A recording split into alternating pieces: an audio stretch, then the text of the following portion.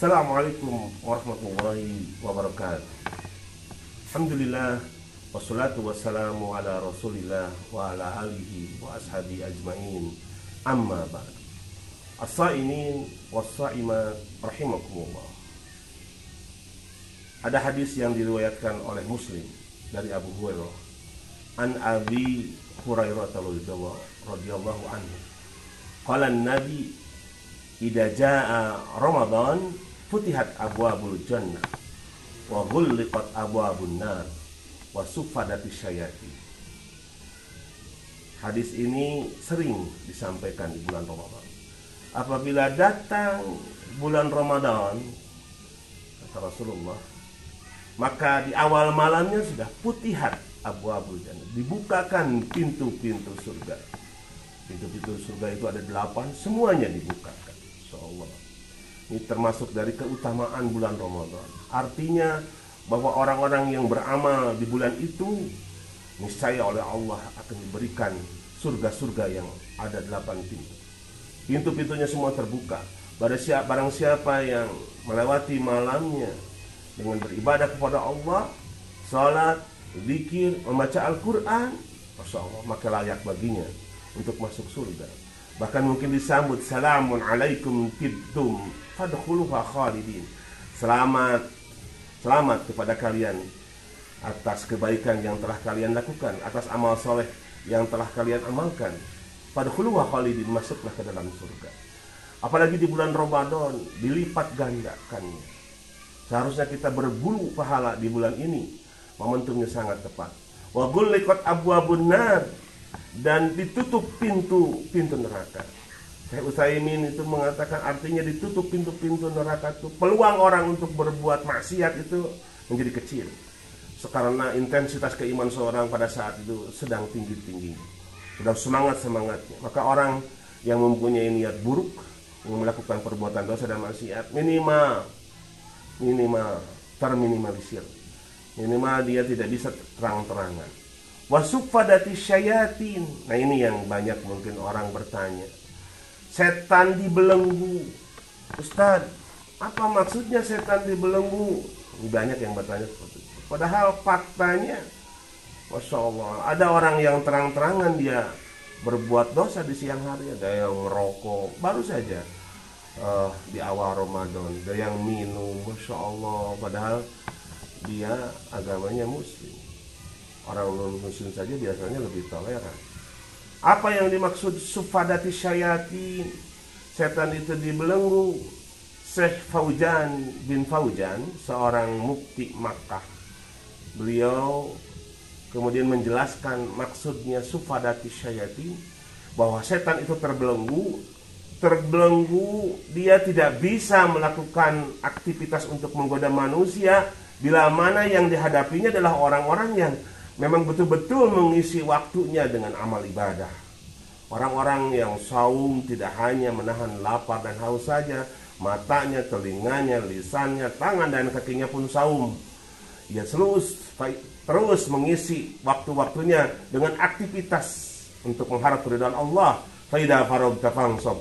Apabila mempunyai waktu kosong, maka diisi dengan waktu-waktu yang mana untuk memperberat amal-amalnya, untuk mempertimbangkan timbangnya dengan amal-amal solehnya. Tapi kalau kepada orang yang melewati waktunya, siangnya maupun malamnya dengan berbuat dosa, niscaya setan lebih leluasa menggodanya. Itu makna suffadati syayatin, setan terbelenggu, tidak bisa menggoda dan leluasa kepada orang-orang yang soleh.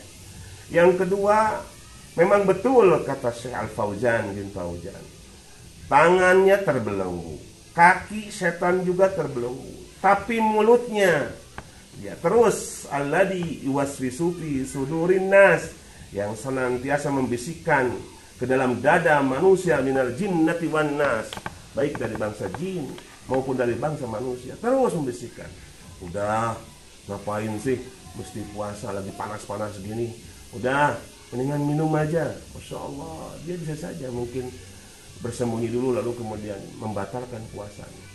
Atau mungkin tidak terasa lisannya menggibah, memfitnah, namimah. Masya Allah, Man lam yada' qaulaz zur falaisa lillahi hajatun fi ayyada'a ta'amuhu wa syarabahu. Barang siapa yang tidak bisa meninggalkan perkataan zur yang buruk, wal amal bih, dan perbuatan-perbuatan yang buruk juga, Allah tidak butuh meninggalkan makanan dan minumannya. Pembatal. Bisa jadi mungkin puasanya sah, menahan lapar dan haus, tapi amalnya bagaikan buih. Allah tidak akan menilai amal yang telah ia lakukan kalau ia hapus dengan berkata atau dengan perkataan-perkataan yang kotor. Wasufadati syayatin, dan setan dibelenggu juga, bahwa artinya memang betul kata Syekh Albani, tangan, kakinya dan mulutnya dia tidak bisa bergerak sama sekali. Tapi ingat bahwa setan sudah menggodanya selama 11 bulan penuh.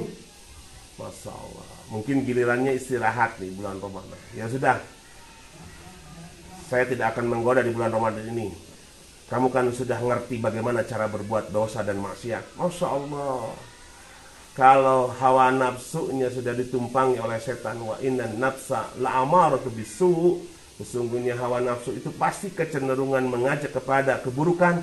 Selama 11 bulan di training, betul-betul digoda, dilatih oleh setan, maka dia akan terbiasa untuk berbuat dosa. Tidak akan merasa bersalah ketika di bulan Ramadan pun, karena setan sudah yakin bahwa dia tidak akan mungkin kemudian menjadi hamba yang taat, karena dia sudah betul-betul ditraining oleh setan selama 11 bulan penuh. Maka orang-orang yang seperti ini, Masya Allah, bila mana waktu Ramadannya ia lalui tanpa amal kebajikan, ini saya termasuk orang-orang yang rugi. Kenapa dikatakan rugi? Karena Rasul sendiri mengatakan, bu'dan liman adrakan Ramadan falam yudfar lahu. Celaka, binasa, hina, sengsara, itu artinya yang bertemu dengan Ramadan, melewati Ramadan, tapi ternyata di hadapan Allah dosa-dosanya tidak diampuni. Semoga kita senantiasa istiqamah dan berharap kepada Allah yang membolak-balikan hati kita untuk senantiasa beramal soleh, dan mudah-mudahan di bulan Ramadan ini kita bisa memaksimalkan, mengoptimalkan amal. Mudah-mudahan kita wafat juga dalam keadaan sedang beramal soleh dan husnul khotimah. Amin ya rabbal alamin. Selamat berbuka puasa. Semoga amal kita diterima oleh Allah Subhanahu wa taala. Aqulu qouli hadza wa astaghfirullahi wa lakum. Assalamualaikum warahmatullahi wabarakatuh.